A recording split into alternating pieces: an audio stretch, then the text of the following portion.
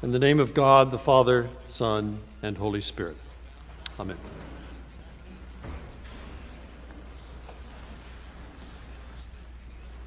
Now you may know the story of the Greek historian Herodotus, who writes about King Darius of Persia, who, having consolidated his kingdom, brought together a group of Greeks and a group of Chalatians, the latter being from the Indian subcontinent, for a little experiment one day. To the Greeks he posed a horrific proposition, to be sure. How much can I pay you to consume the bodies of your deceased elders? Not surprisingly, the Greeks were horrified at the idea and said, under no circumstances, no amount of money would ever prompt us to do that. To the Chalatians he then turned, who had had the practice of consuming those dead bodies, and he said to them, what would it take, money-wise, for you to begin to burn the bodies of the deceased elders, which was the practice of the Greeks? They were horrified and said, under no circumstances would they do such a heinous thing. King Darius, of course, was making a point. Our customs sometimes, he thought, get confused with what we believe to be right, and that we often encounter times when we discover that what we might have thought to be sacred turns out, at least in the eyes of some other people, to be simply a norm. But there's another way of looking at what Darius talked about. For two people, or two different groups of people, can look at exactly the same situation and derive two very different moral conclusions from it. What we bring with us into a situation, the assumptions we carry, the wellspring from which we derive our moral convictions, so often dictates how we interpret a given circumstance. And how often now, in our modern world, do we encounter situations where two different groups of people, or two different people, look upon an event and come to very different moral judgments, both sides feeling deeply about what they see? Of course, we could say that the Greeks and the Chalatians did have something in common, and that was a desire to treat the deceased with respect and reverence. But my guess is that would not bring much comfort to two groups that remain aghast at how the other group treats the dead. Looking at the same situation and deriving two very different conclusions. It's the source of so much polarization in our culture today, and I think is at the root of some of the deepest, most vehement arguments we engage with. How could you believe that? One is likely to say to the other. Take the gospel parable for this morning. On the surface, it looks pretty straightforward what this parable is about. Before going off on a trip, a man leaves to each one of his servants with a certain amount of money. Adjusting over inflation over centuries, as well as the exchange rate, it's likely to be a princely sum, about $6 million. The first servant is given 5 talents, the second 2, and the third 1, each according to his ability, supposedly. The fifth takes the money and invests it.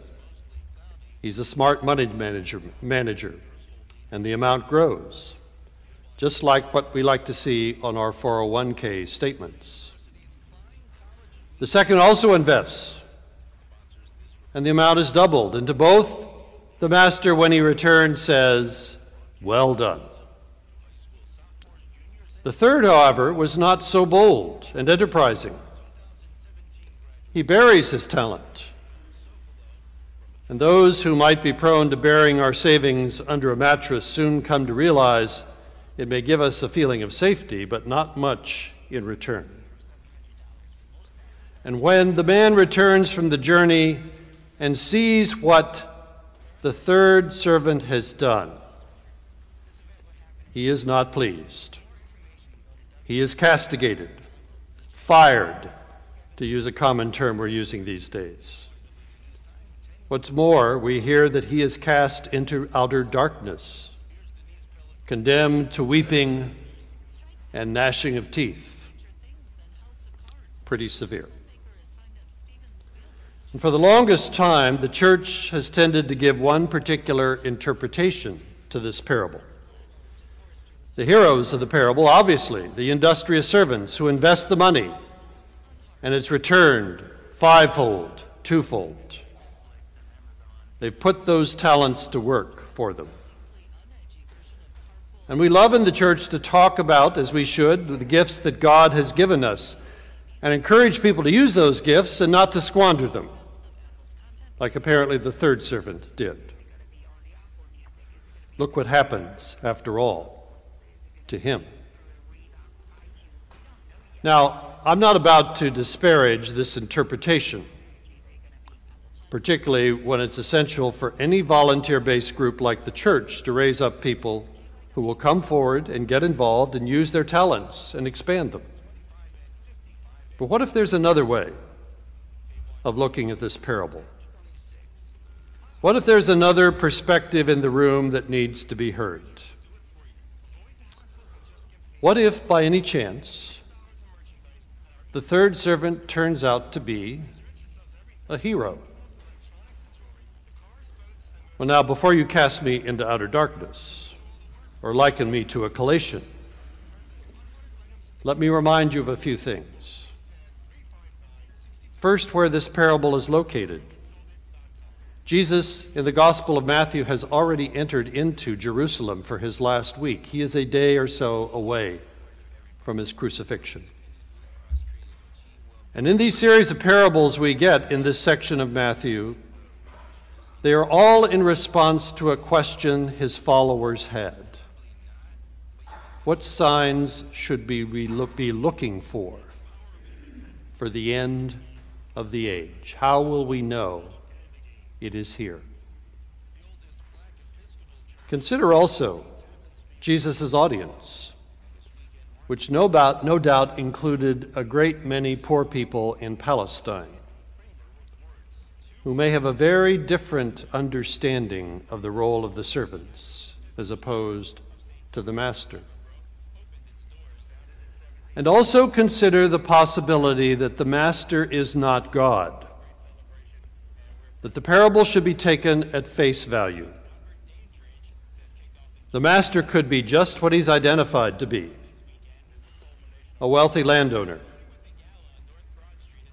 who's given each one of his servants a task. Now we know from the story that the third slave thinks the master to be a harsh man, reaping what he did not sow, gathering where he did not scatter seed. And he admits to being fearful of the master. Perhaps he had seen how he has treated others and wondered if this is all but a trap. And what if the servant saw the master for what he truly was and felt reluctant to participate in a plan that might in some way be corrupt? He might have said essentially, I know you to be a harsh man. I'm not sure I want any part of this. In response, the master says something very telling. So you thought I was wicked, did you? Reaping what I did not sow and gathering what I did not seed? You are lazy and wicked. Away with you. Unlike the first two servants, the third does not see things the way they did.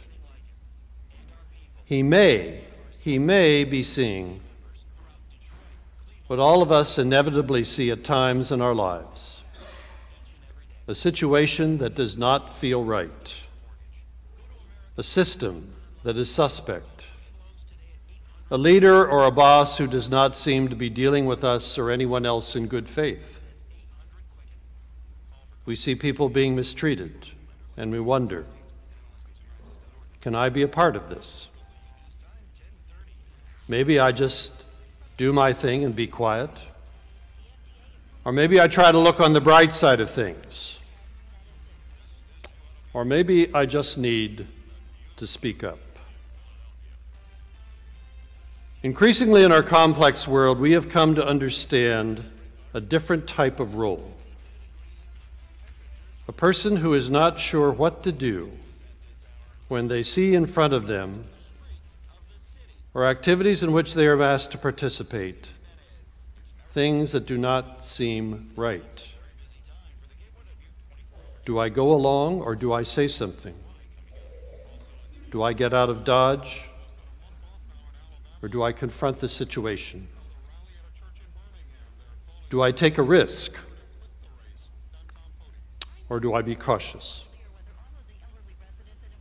In her book on the demise of the Enron Corporation, The Smartest Guys in the Room, Bethany McLean speaks of the increasingly awkward situation that employees encountered at corporation headquarters as efforts increased to cover up the real story of the corporation's financial situation. As senior staff were given reports that increasingly did not make sense, she writes that no one seemed willing to admit, "I don't get this," even though a great many were thinking just that very thing.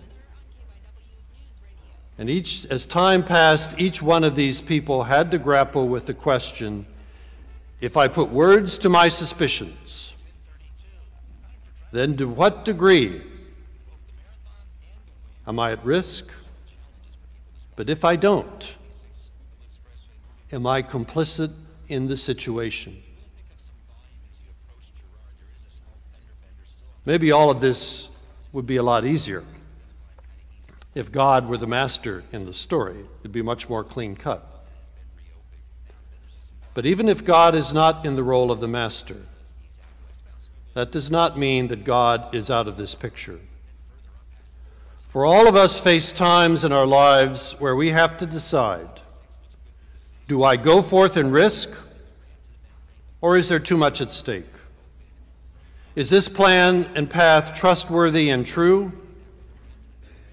Or if I travel it, will I compromise my integrity? Given how unclear the answers can be a great deal of the time, all the more important is our connection to God, that it remains strong, that our spiritual resources be in working order. All of us share these feelings, these common feelings. And increasingly, we see different people, different groups, looking at a similar situation and arriving at different conclusions. And in all sorts of ways, you and I are being challenged to look differently at things and to understand a perspective that we may not have seen before. To live in such a world requires a large God, a God who can challenge us but bring us together under one roof, a large God who can help us with the complexities of the world and the common concerns we might hold together, even though we may seem on the surface to be at enmity with one another. Bishop Robert Wright of Atlanta is fond of saying that if we do not preach over and over about a large God, we will end up substituting smaller gods. Smaller gods who sanction only a particular viewpoint, or whom even we equate with custom or habit. In our tradition, I believe we are blessed with a large God, something our world, full of all of its clashing perspectives, needs so very much. It is a God who rises above all of our limited access to understanding and views of the world. A God who is not reduced by virtue of what we think we expect from God. It is a God that is larger than our fears, therefore can help us with those fears. A God who transcends all of the smaller gods and all of our disputes about those small gods. As George Santayana once wrote, when all the smaller gods are gone, the real God arrives. We often see the arrival of that God in the form of those who challenge us to think about and be larger human beings and Christians. Gil Bowen is a retired pastor in Chicago who speaks fondly of his friend and colleague Reinhold Schmidt. Schmidt was a minister in East Germany during the communist era. Fleeing as a young child from his native Poland, ahead of the advancing Russian armies at the end of World War II, he settled in West Berlin as a young person and learned there how to be a cabinet maker. The struggles of the Cold War in that divided city had an impact on Schmidt, who sought ways to help people not only in need, but in some small way serve to rise above the deep divisions so evident in that separated place. On his own, he studied Greek and Hebrew, ultimately getting ordained. And he sensed a call to ministry, but strangely a call to East Germany, officially an atheistic state. And when Gil once asked him if he would have gone to the east had he known the wall would soon go up, separating him from his mother and siblings for decades, he smiled and said, "Of course not." But stay he did, making his witness of faith in a godless system, a witness that endured ridicule, pressure, harassment, and isolation. And Bowen, throughout his ministry, derived inspiration from Schmidt's ministry. Watching him rise from division and efforts to be silenced, and doing so without bitterness or enmity. What he remembers more than anything is a recurring phrase he often heard from Schmidt, whether in response to Bowen's praise or the occasional question from his colleague about how in the world can you continue to do all of this. Schmidt would simply reply, "Gil, this is not about us." Indeed, it is not. Rather, it is about a large God, just what our world so desperately needs right now, whether we find ourselves at a crossroads of risk and reluctance, courage or reticence, and whatever our view of the world may be. May that large God arrive, and may we make way for that God's arrival. Amen.